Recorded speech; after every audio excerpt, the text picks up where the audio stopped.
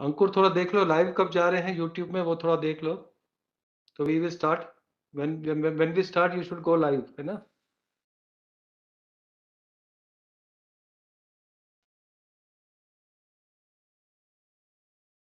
ऋचा वो ज्वाइन कर ली है क्या madam? Sir, I called her. She's saying that she is still setting the background. नहीं, बैकग्राउंड सेट नहीं होता कोई बात नहीं है, वो ज्वाइन तो कर ले, बाद में सेट हो जाएगा बैकग्राउंड तो। All right. Okay, sir. Join करके भी हो जाएगा। Okay, sir. ज्वाइन कर लें, उसके बाद बैकग्राउंड सेट हो जाएगा, कोई दिक्कत नहीं। ज्वाइन तो कर लिया उन्होंने। तो Bhavna be ready, when 10:30 we will start, है ना? Hello. Hello, yeah, ma'am. Yeah, yes. So I think it's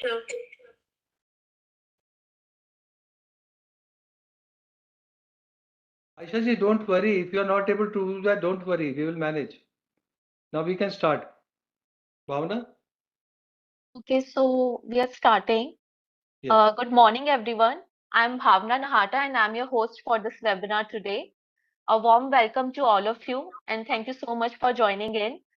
As you all know that we have gathered to celebrate the 150th birth anniversary of Bhagwan Birsa Munda, and as part of Jatiya Gaurav Divas celebrations, we are delighted to have the presence of officials from MOHFW and NHSRC along with the consultants and state level participants. The webinar is also being live streamed on NHSRC YouTube channel.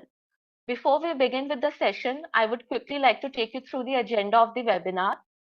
We shall start the event with a tribute to Bhagwan Birsa Munda and an opening remark by Advisor Sir Dr. K. Madan Gopal, followed by a session on contributions and reforms brought about by Birsa Munda by our guest speaker Dr. Aisha Gautam Orao. This webinar will come to an end with sharing of reflections by the officials and finally vote of thanks by ministry. So now moving forward, we shall start the webinar by paying tribute to Bhagwan Birsa Munda.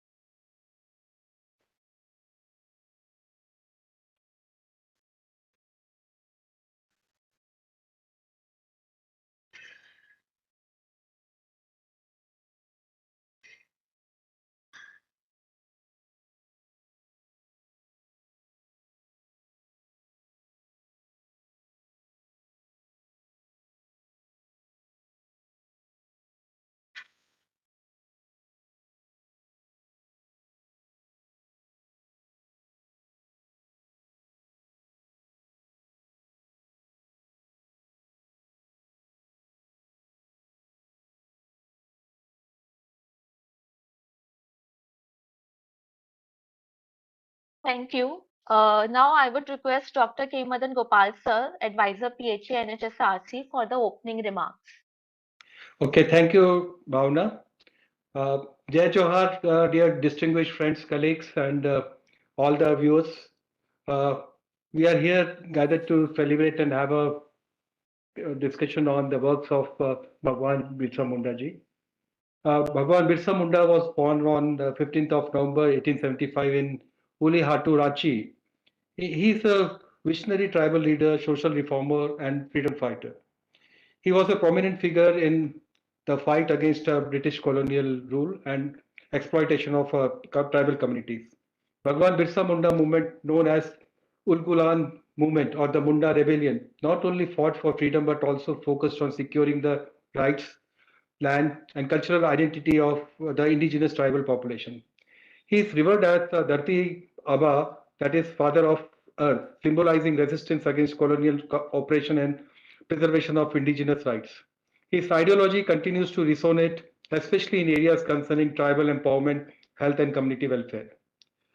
Every year on 15th of November, we celebrate Jatiya Gaurav Divas to honor the contribution of tribal communities, particularly their role in India's freedom struggle.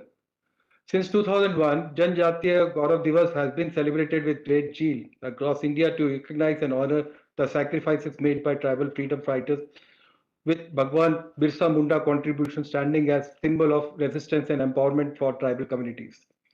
Bhagwan Birsa Munda led the movement to protect tribal land from the exploitation of both British authorities and local landlords. His activism led to eventual enactment of laws such as Chota Nagpur Tenancy Act, which safeguarded tribal lands from being transferred to non-tribals. The Munda rebellion was not only a revolt against the British operation, but also an effort to assert tribal autonomy and prevent exploitation. His leadership was instrumental in rallying tribals against unfair land practices that threatened their survival and cultural heritage. In the early phases of his movement, Bhagwan Birsa focused on moral and social purification of Munda community, advocating for the eradication of alcohol, harmful social practices, and the promotion of healthier lifestyles. His approach recognized the deep connection between the social reforms and the well-being of the community. His emphasis on returning to traditional practices and rejecting outside influences also extended to health and wellness. By encouraging indigenous methods of healing and health management, he advocated for a holistic approach to health, considering both physical and mental well being. Tribal communities have long relied on natural healing practices and herbal medicine. He encouraged the use of indigenous knowledge systems in healing, ensuring that these practices survived and thrived even amidst colonial exploitation and medical impositions.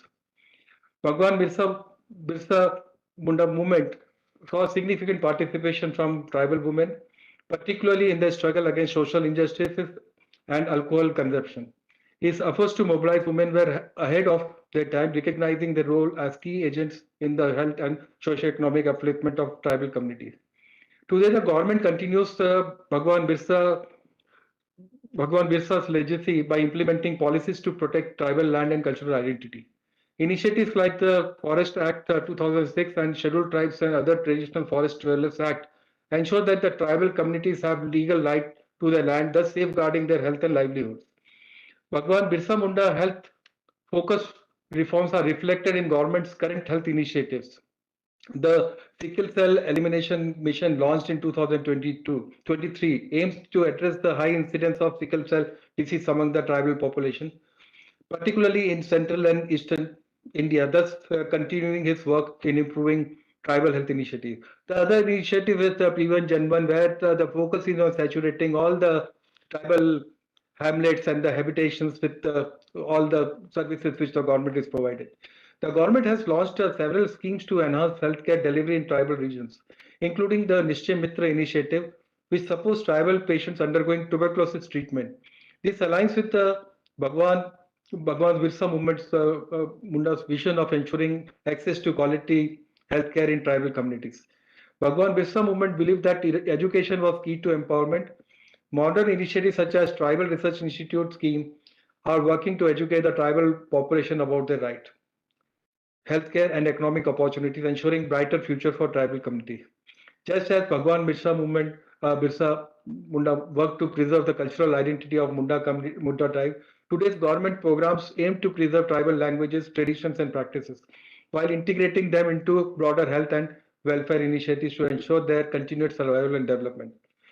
Today, let us strive to make our efforts and contribution to uphold the legacy and the works of Bhagwan Birsa Munda. Thank you very much. Thank you so much, sir, for your valuable remarks on Bhagwan Birsa Munda. Now, I would like to request my colleague Dr. Ikra to introduce our esteemed speaker, Dr. Aisha Gautam Orao.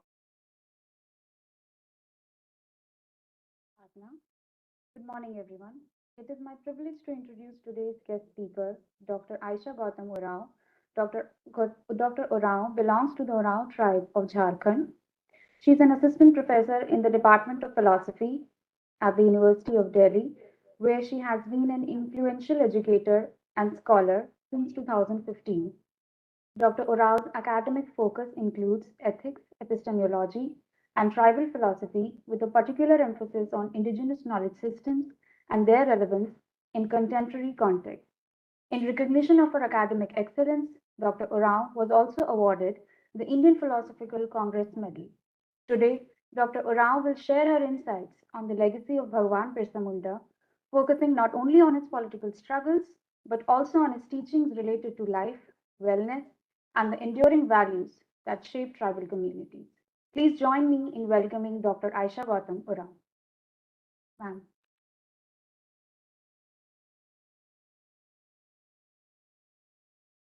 Am I audible?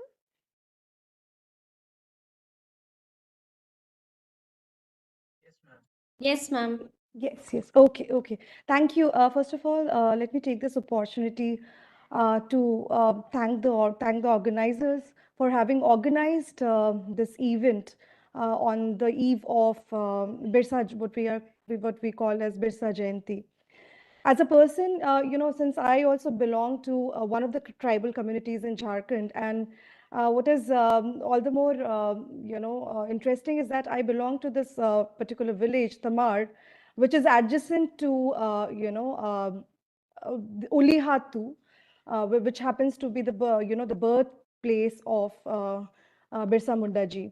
So what I'm going to do, Ikra, should I be, making will you be doing the PPT thing, or should I be doing it?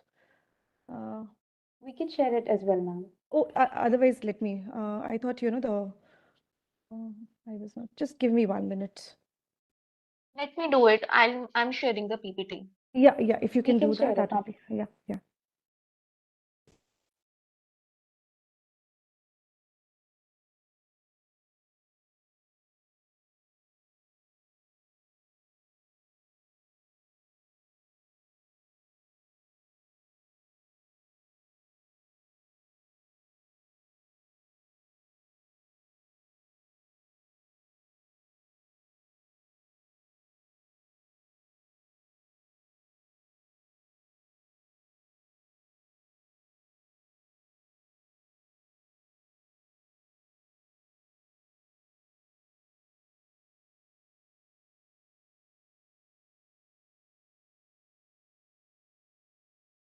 Is it visible to all?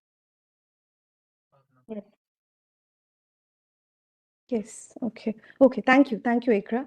So what we are going to do today is, what I'm obviously going to, give you some insights, into Dharti Aba, Bhagwan Birsa Munda. How did this, 25-year-old guy, 25-year-old tribal guy became Bhagwan, and also Dharti Aba. Dharti Aba is, like for Mahatma Gandhi, we used we say that he was father of nation, and for Birsa Munda we say that he was father of earth, right? So what is this, why is it that way back in that particular century people went on to use this epithet Dharti Aba, father of earth, for Birsa Munda, and how did he become Bhagwan? So and what were his contributions to tribal right and social justice, which because of which the government has been celebrating 15th November as Jatiya Gaurav Divas. So, these are things which I'll be trying to give you an insight into. Can we have the next slide, please? Yeah. So, Dharti Aba Bhagwan Birsa Munda, as you all know, was a prominent tribal leader and a key figure in the Indian independence movement. It's very, odd that it took us so much time to recognize him as a national hero. Because as I will take you through his through the some of these events in history, you'll realize that that the recognition of national warrior, great warrior, should have been conferred to him way back. His legacy includes advocacy for tribal rights, social justice, and in fact it makes him a symbol of resistance against oppression. And through this presentation, I have tried to explore some of his contribution and the lasting impact which he had in Indian panorama. Can we have the next slide, please? Yeah, so let's look at the early background, early life and background. By the way, there are many works which have been written on Birsa Munda. So there are some works which go on to say that he was born in 1874, and there are some works which go on to say that he was born in 1875. But most of the people now are agreeing that it's 1875. Again, when it comes to his birthplace, there is again no absolute consensus. Some people say that he was born in Chalkad, and there's some others who go on to say that he was born in Ulihatu. So yeah, I mean Ulihatu, Chalkad, they were all nearby. But what is important, what is worth noting is that there were certain, I mean, what he was following, the very fact that he was born in a tribal life world, right?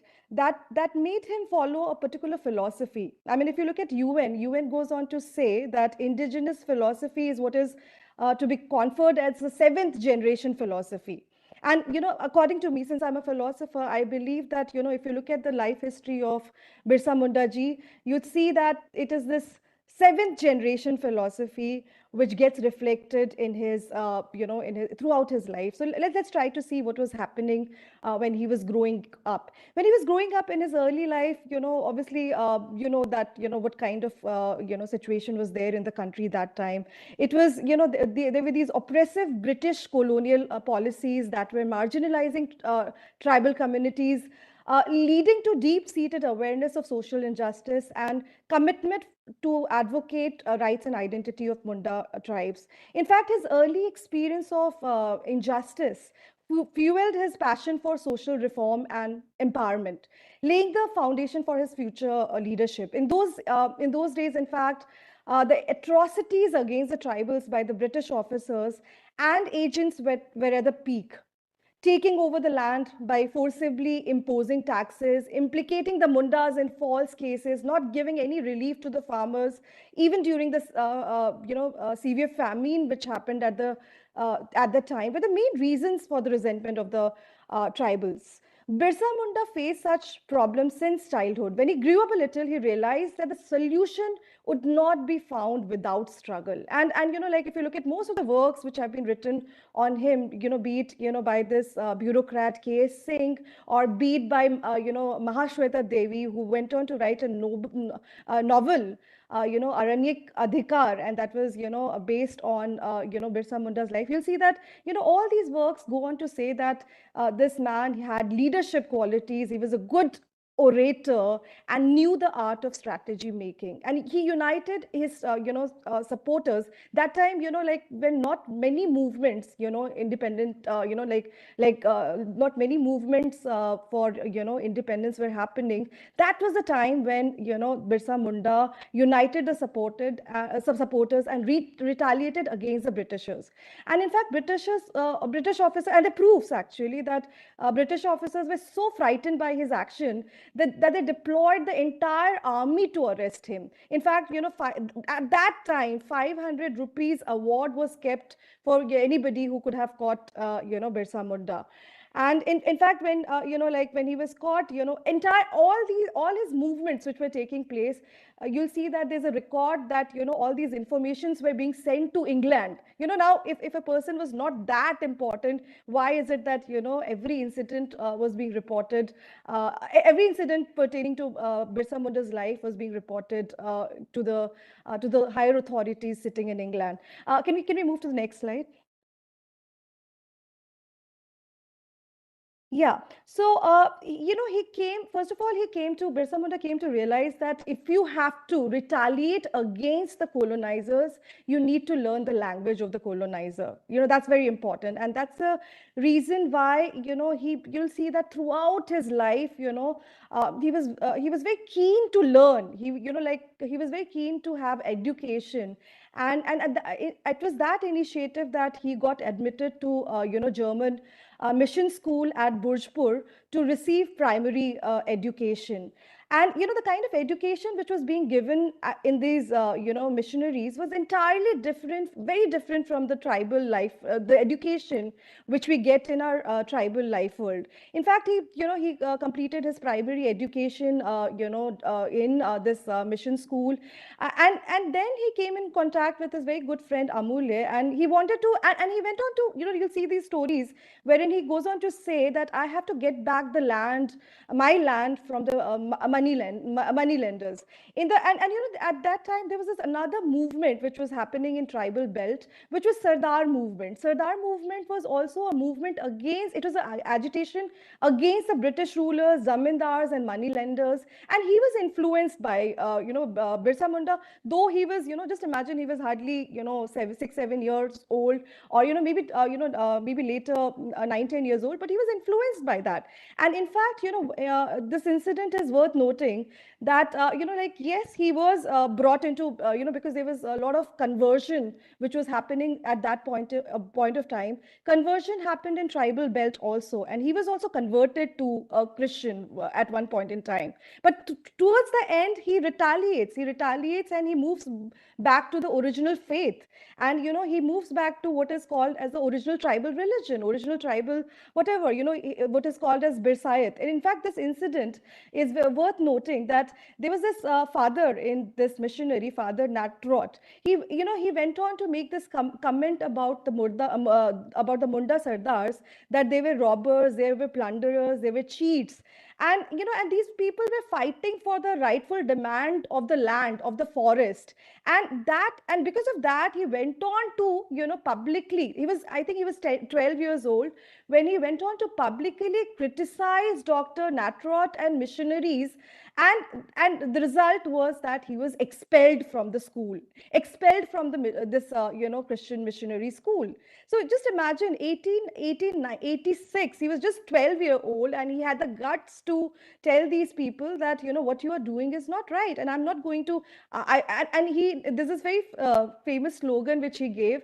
He said, Sahib Sahib ek topi hai, which meant that, be it white people, Britishers, or missionaries, they were all the same, because they were somewhere down the line exploiting, people. They were like kind of, engaging in all these practices which were, which were not sustainable, which were against the, tribal ethos of sustainable development. And he was very much aware, though, like, this is not something which you would, in a tribal life world, this is something which you're born with. This very notion of, how you have to be minimalistic, how you have to conserve Jal Jangal Zameen, and, how you have to follow this, 7th-generation philosophy, wherein you're not only thinking about the present generation, but you're also concerned about the next 7th-generation. That is very much there in his. In fact, you'd see that what happened, like he was like, some other scholars, he was also experimenting with truth and the notion of justice. In fact, for religion also, he didn't accept things as it is, right? So initially, obviously, he was born in, this faith, the tribal faith, which is nature worship. Then, obviously, the influence of missionaries, he was converted. But then he didn't stop there. He went on to criticize missionaries. And in fact, in 1890, he came in contact with this person, Anand Pandre. Anand Pandre was well versed in Vaishnavism. Birsa Munda stayed with Anand Pandre for a good 3 years, and that's when he picked up some of the notions of Vaishnavism, wherein he started following certain rituals, like he started speaking against cow slaughter. He started putting sandalwood paste. He started some of these rituals which he and yeah, I mean, but like he didn't, I mean, again, did he, the question is that, did he stay back with Vaishnavism also? No.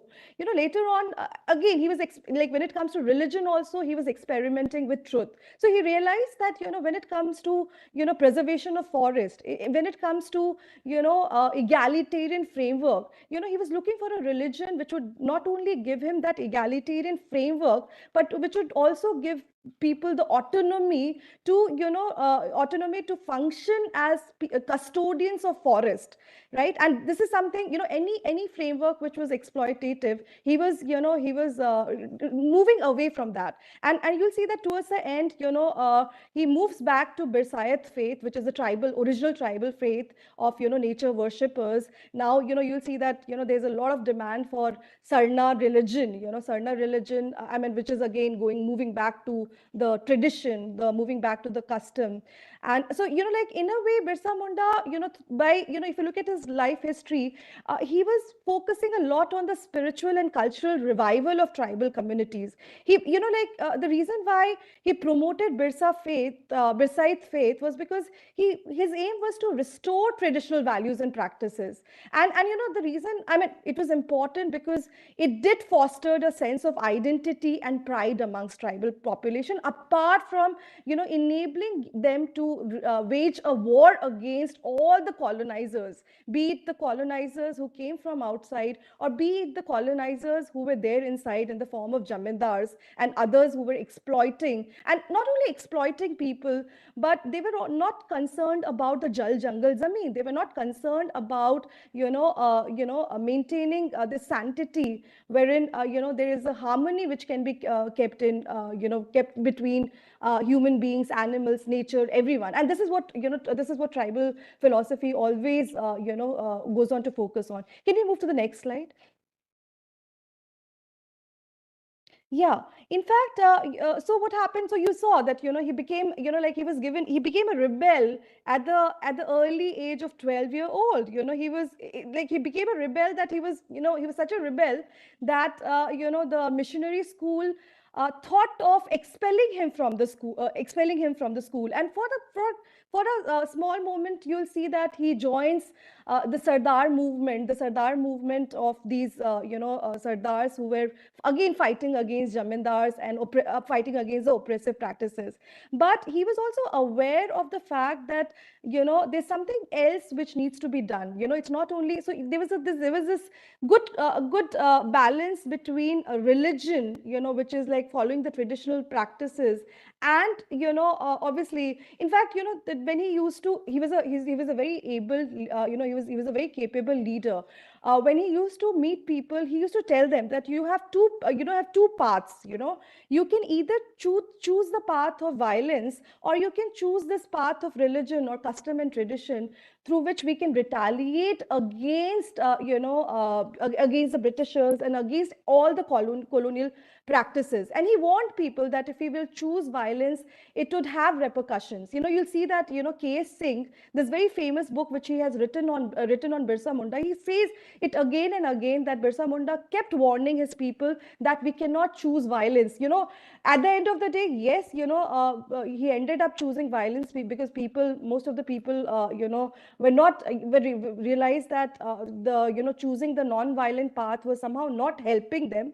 But at the end of the day, there was this realization that this is a fight against inhuman oppression and humiliation, and but yeah, I mean, there was this whole soul attempt to also follow the path of tradition, path of customs, path of religion, apart from obviously this resulted in this movement which is called as Ulgulan. And Ulgulan is a fight against any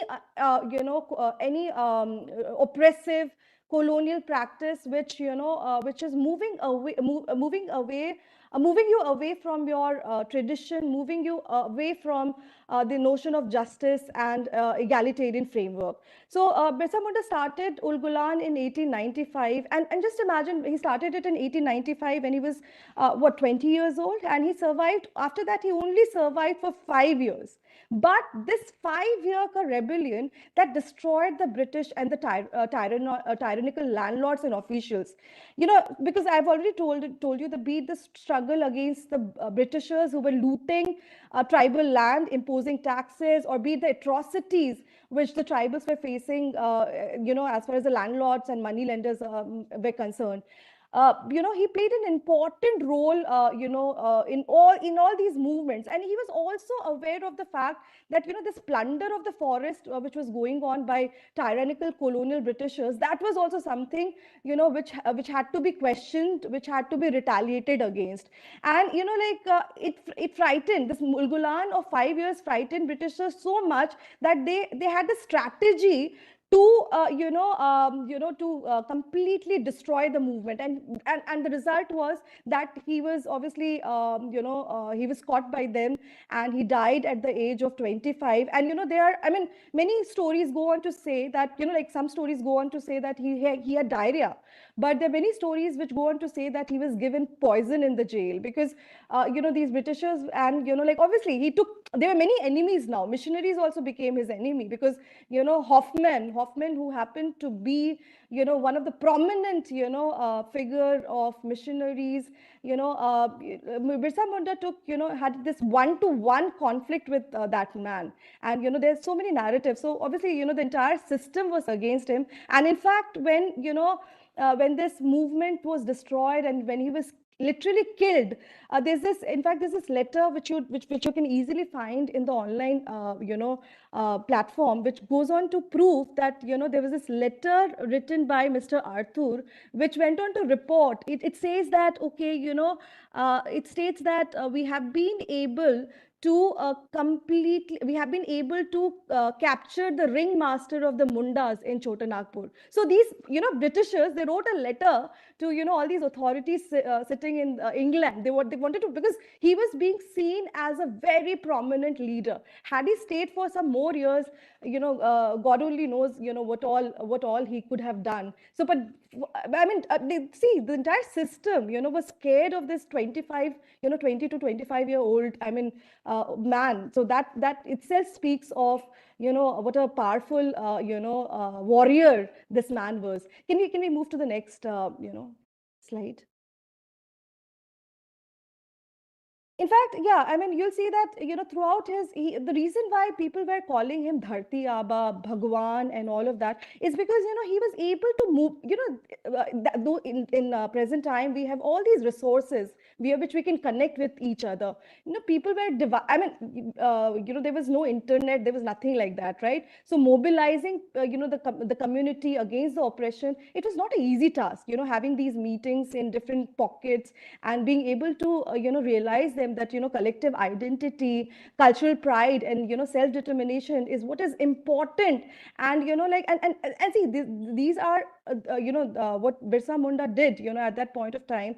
It's something, he was completely in tandem with the ethos of tribal philosophy, because, if you look at, this notion of, collective identity, community, communitarian framework, taking pride in the cultural heritage, taking, talking about self-determination, or, not accepting anything foreign, and which happened later on in the struggle for for our independence. Those very ideas were very much there in his entire life history, and that the impact which, Birsa Munda's leadership had, like, though he died, but, even after his death, that Ulgulan, that rebellion, that very revolution which he started went on. So, many people say that he has not, Birsa is still alive because his Ulgulan is still alive. Can we move to the next slide?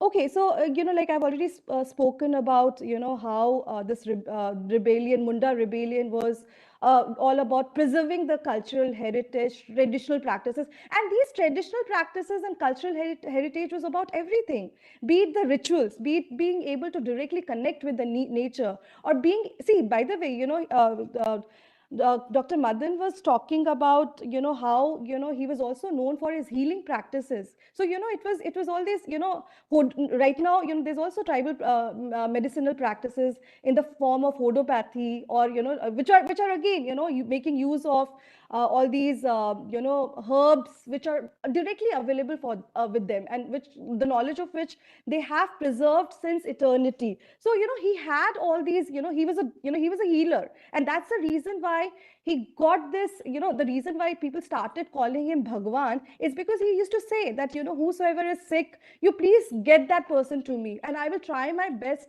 to heal that person. And using those medicinal practices, the traditional medicinal practices, he was able to heal a lot of people. And that's the reason why people started thinking that he had some miraculous power, right? And obviously he was constantly fighting for nature, fighting for preserving the nature. It was not about, preserving one pocket or one nation. It was a fight for preserving nature, preserving Jal Jangal Zameen. So that's the reason why he was father of earth, right? He was not father of one particular pocket. It was all about, we talk about sustainable development right now, wherein we say that we have to preserve nature. But this man was, and this man and the tribal life world has been talking about preservation of Jal Jangal Zameen, so that, we can save our current, our present, but also our future. And that is what this man was doing. And, he did play a very important role in Indian history as far as shaping of resistance and cultural identity is concerned. Can we move to the next slide? Yeah, if you look at the, like obviously in this short whatever, I won't be able to talk about everything. But if you look at the key movements and activism, like, and if I have to, talk about some of the key movements and activism, then these will be definitely these will be some of them. He like he was absolutely aware, and this is something which is coming from tribal philosophy, which is that strength and unity, which is like, tribals never believe in that individualistic framework.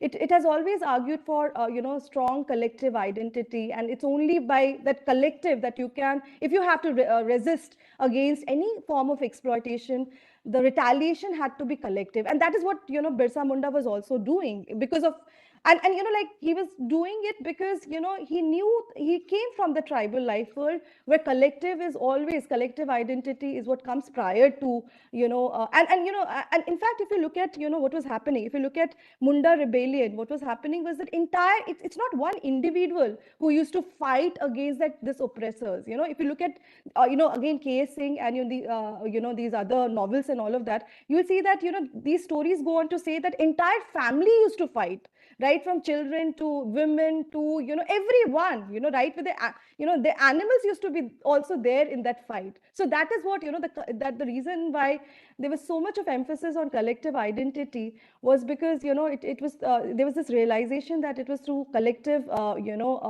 identity, collective fight, that one can retaliate. Secondly, he was very much aware of the fact that colonial policies, see, he was just 12-year-old, 12, and then obviously 20, he turned 25 and he died.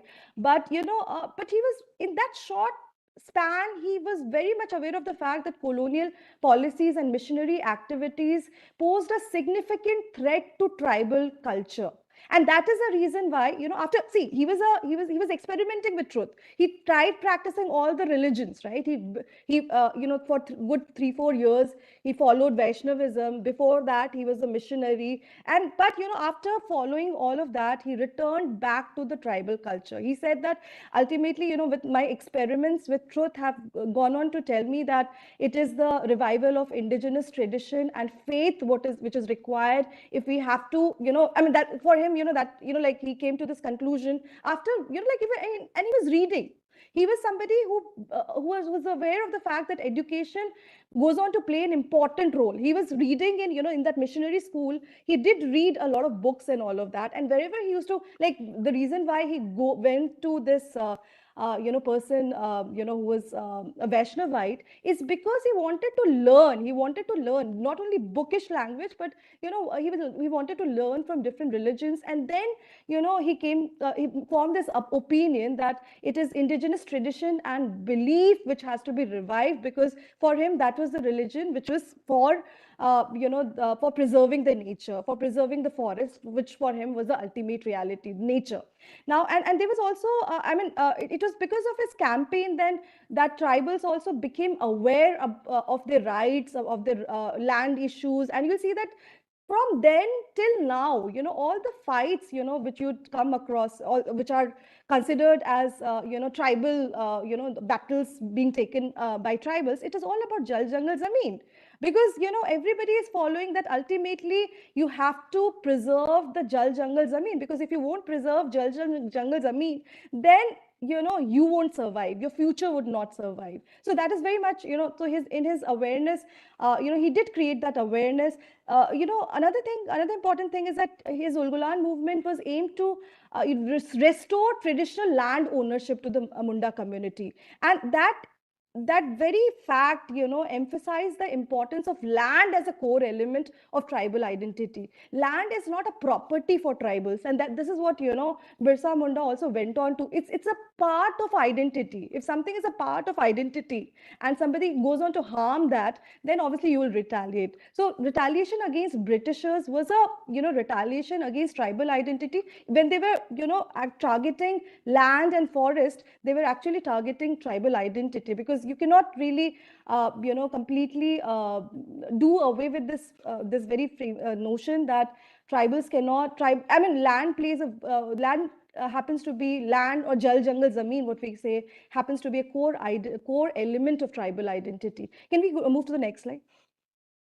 Yeah, so I've already spoken about how, in a very short span, he did fight for land right, cultural identity, and did even though he died, but his influence, the struggle which he had, which he went through, or which he, I mean, the struggle, the result of the struggle was in fact that the Britishers had to enact the Chota Nagpur Tenancy Act in 1908 to protect the land of the tribals. And later on, I'm not going to talk about that, later on you will see that all these different acts pertaining to Forest Dwellers Act, Pesha Panchayat extension to schedule area and all of that, these were the result of this fight which was started by Birsa Munda. And this was, by the way, this was not only a right meant for safeguarding tribals. It was a right meant for safeguarding the future, because if you are able to conserve nature, you are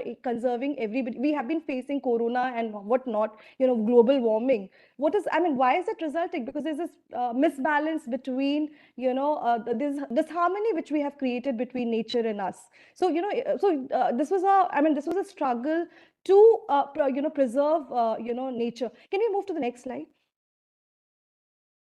Yeah, there were these cultural renaissance initiatives, and yes, or through and through, if you read these works, you will see that, education, just imagine, at that point of time, he did know the importance of education. He did know that, if one has to empower, if one has to give a good struggle, if that struggle has to be a struggle which really gives some result, then education alone can help you.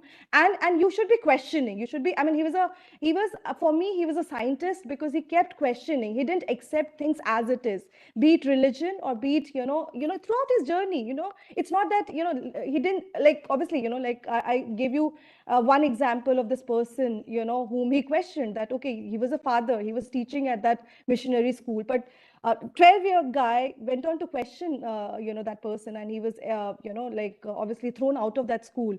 And, and he was, he did realize that, all these traditional practices and beliefs were, there was this, colonial rule was trying to paint this picture that these traditional practices are what are very archaic. They are not the modern practices. They would not help us, move further in life.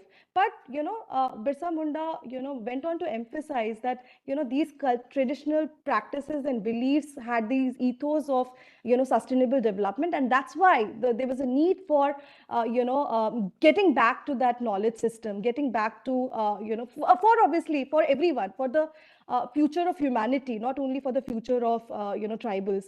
And yes, there was a political mobilization which perhaps didn't happen previously, which is that this political consciousness, that was a time when, political consciousness also got instilled in tribal population, that sense of agency, that you have to fight. Even see, no, but at that point of time, nobody was fighting against these oppressive practices of, colonizers, British colonizers. And tribals, though they had no weapon apart from the tir dhanush, they had nothing, right? But just the willpower, just this very fact that we cannot, any form of colonization has to be done away with. Any form of marginalization, whether from inside or outside, it's an unjust thing, it's an unfair thing, and that has to be. So that consciousness was obviously very much there previously also, but Birsa Munda reignited, instilled that sense of agency in tribal population. Can we move to the next slide?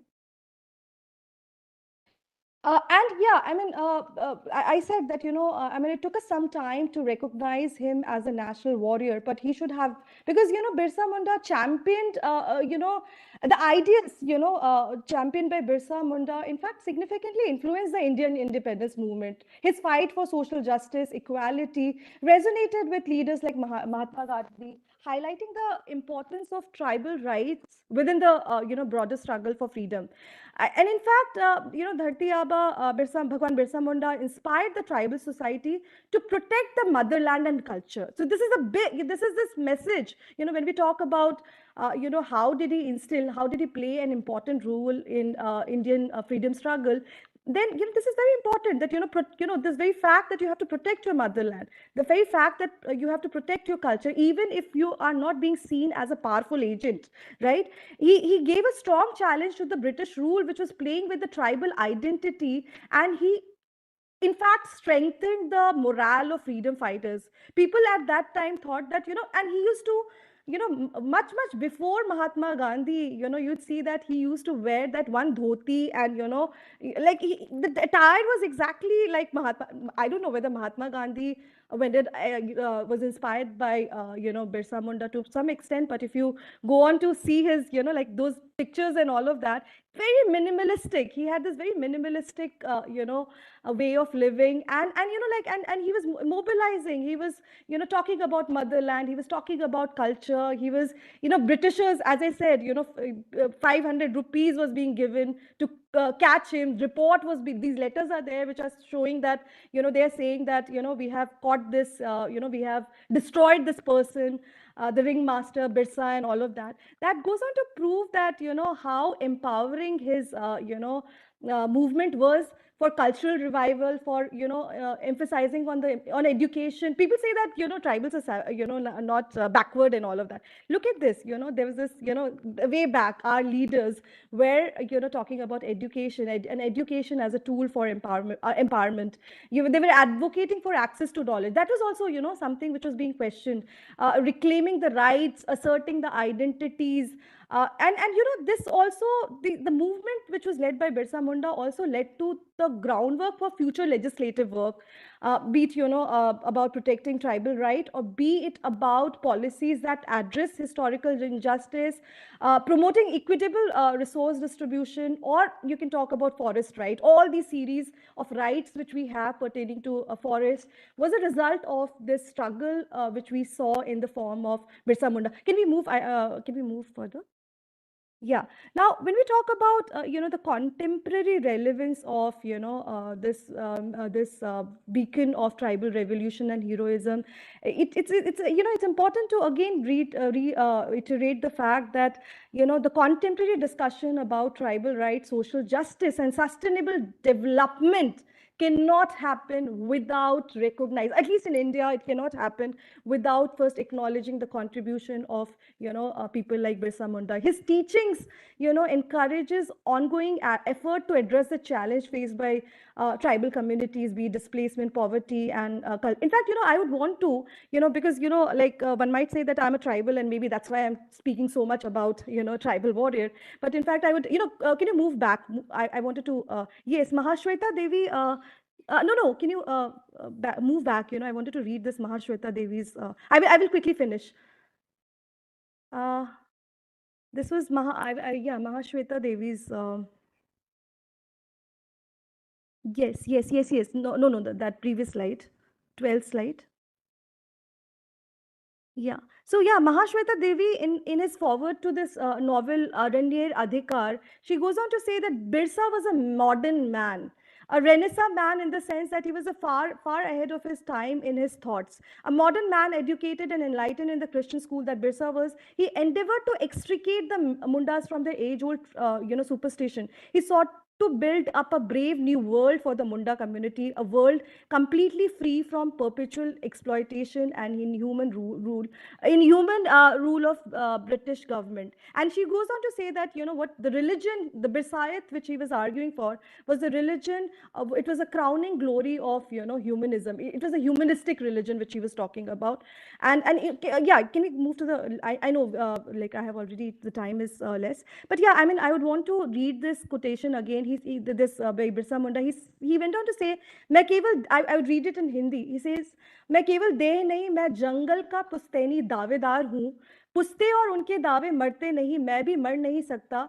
मुझे कोई भी जंगलों से बेदखल नहीं कर सकता. So that is what, you can see how empowering that is, that, jungle, his association with jungle. And in fact, he developed this strong love for forest because of his life world, because of coming from tribal life world. He felt a never failing kinship with forest. And in fact, there are these instances wherein you see that he goes to the forest, and he goes on to say that forest mother is crying to me and telling me that she is getting divested of the resources and she needs to be saved, right? So that was the association with which Birsa had with the forest, and that's the reason why this very this like this very fight for sustainable development, fight for Jal Jangal Zameen. Can we move to the next slide, please? I'll finish quickly. So yeah, Birsa Munda's legacy as a pioneer for tribal rights and social justice, it remains influential today. His life and work continue to inspire movements advocating for equity and recognition of tribal communities, ensuring that their voices are heard. His legacy serves also as a foundational model for future leaders, emphasizing the importance of grassroots mobilization, cultural revival, and political engagement as essential strategies for advocating rights and fostering community resilience against systemic injustice. Birsa Munda is also, I would want to end with this, that he is also known for the slogan, Abua Raj Ete Jana, Maharaj Raj Tundu Jana. That means that they let the Queen's kingdom and our kingdom, let the Queen's kingdom end and our kingdom be established. Again, much before, whatever happened in freedom struggle, there was this man who was talking about Swaraj.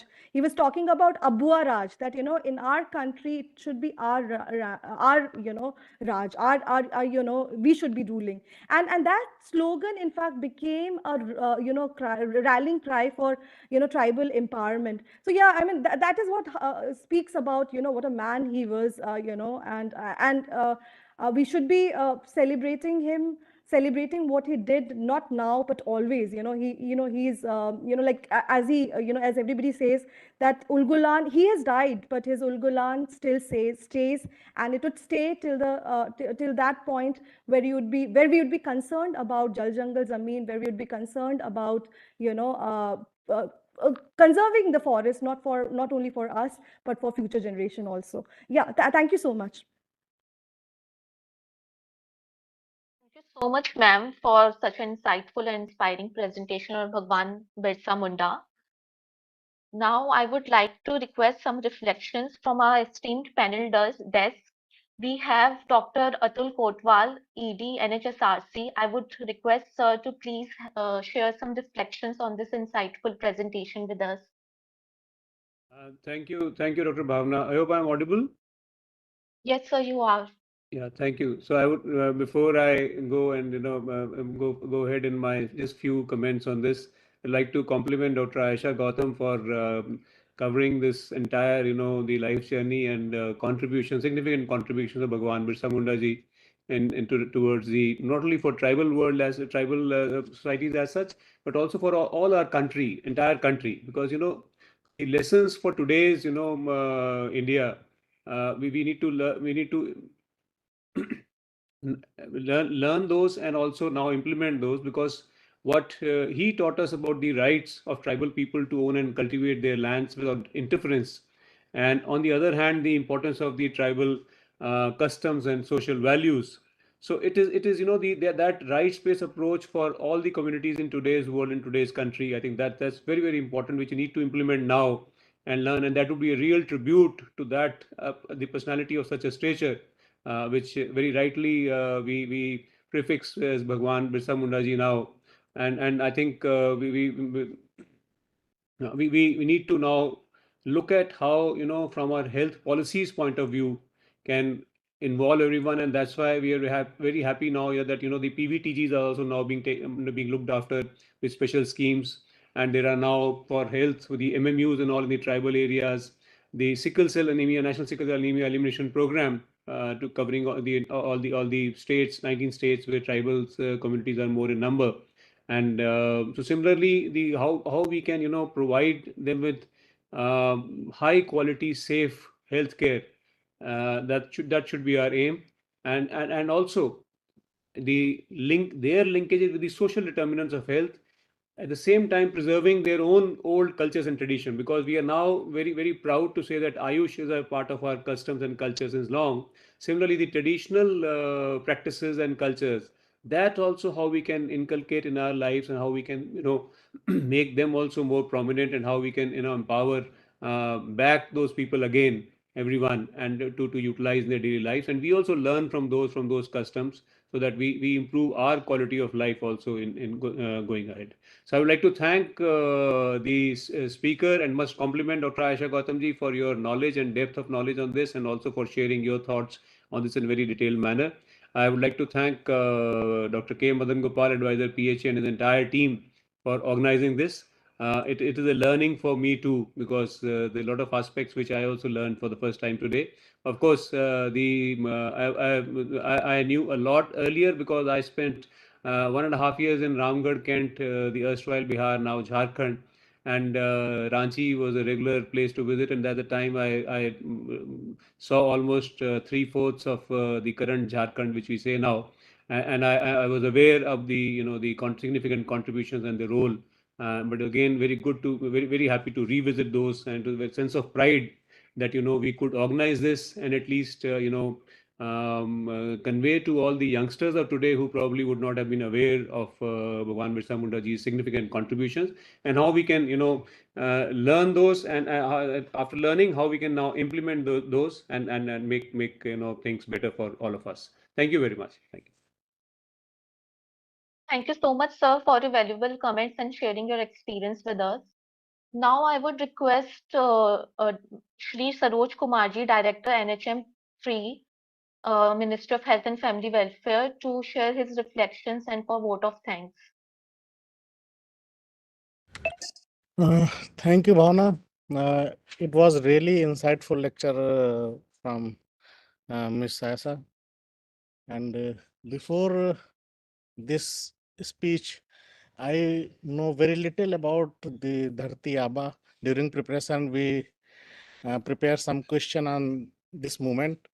But today, I think this is the really insightful to connect how Ms. Asa connect to sustainable development, global warming, etc. Who's dealt centuries back in the I feel the most interior areas of the India.